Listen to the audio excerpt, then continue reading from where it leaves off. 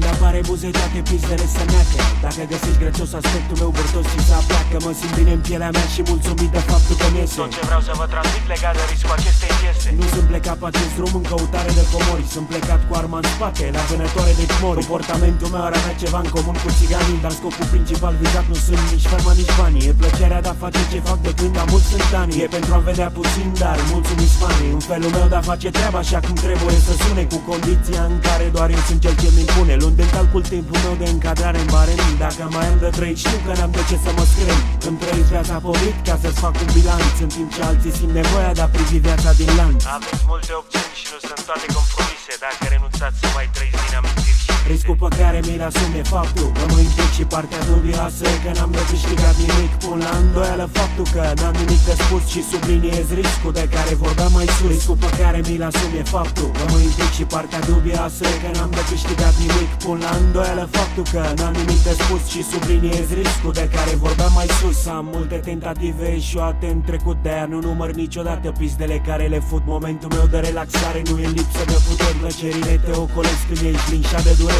Unii surprinși poate de faptul că mai sunt încă în viață. Nu mă fut în cursa trân la taraba din piață. Nu mă ascund, nu mă vând, nu mă strâng să vă încânt. Nu mă strâng să par în stare ca pot să vă cânt.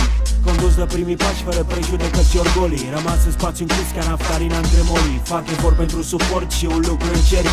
Fără public la scenă te fuți el de concert. Puțin nu e de ajuns, mai mult poate e degeaba. Am pus totul pe disc ca să duc la capăt treaba. Deci mă doare fix în pulă dacă azi am dat greș. Știu că n-am de ce să bat la ușă, cheia-i sub preș.